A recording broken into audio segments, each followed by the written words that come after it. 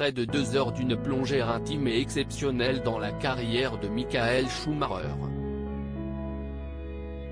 Ce mercredi 15 septembre, Netflix a mis en ligne un documentaire sobrement intitulé Schumacher qui retrace la vie, le parcours et la domination de l'ancien pilote de Formule 1, 7 fois champion du monde. Le documentaire explore les nombreuses facettes qui ont fait et définissent cet athlète complexe et l'accompagne dans son ascension fulgurante dans ce sport exigeant et dangereux, expliquaient les producteurs fin juillet. Ce n'est pas seulement son esprit combatif et sa recherche de la perfection qui définissent Michael Schumacher en tant que personne. Au cœur de l'histoire de Michael se trouvent ses parents, ses enfants et Corinna Schumacher, son plus grand soutien et l'amour de sa vie. Ils sont maintenant prêts à raconter son histoire. Car le documentaire a en effet été réalisé avec le soutien des proches du pilote, et notamment de son épouse. Dans les colonnes de l'équipe, la réalisatrice Vanessa Nocker raconte comment elle a réussi à persuader la famille du Baron Rouge. Ça a pris du temps, il y avait pas mal de problèmes de confiance. Il voulait connaître notre approche notamment sur la question de la vie privée, a-t-elle confié, avant d'expliquer qu'une condition a dû être respectée, il n'y avait aucun sujet dont nous ne pouvions pas parler. Le seul accord concernait les interviews avec la famille.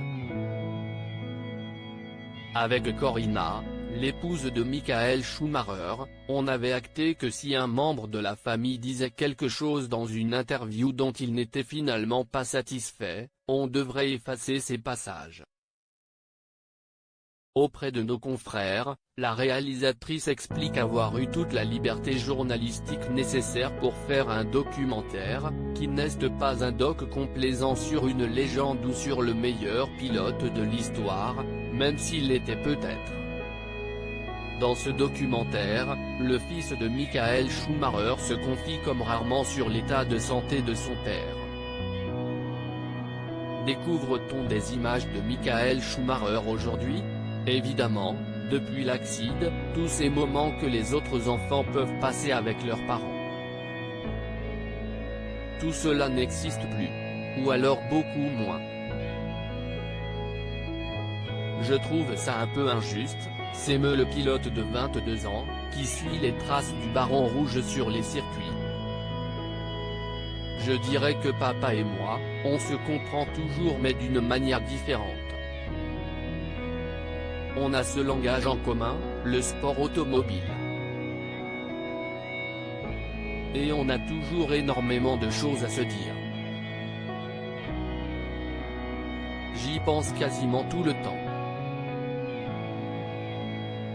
Je me dis que ce serait tellement bien, je donnerais tout pour qu'on puisse se parler. Mais dans ce documentaire, les fans ne verront aucune image de Michael Schumacher après son accident de ski. On essaie de préserver la cellule familiale que Michael aimait tant et qu'il aime toujours, explique son épouse sur Netflix. Et on continue de vivre nos vies. La vie privée reste privée, comme il aimait le dire. Il a toujours veillé sur nous, si est-il désormais à nous de veiller sur lui.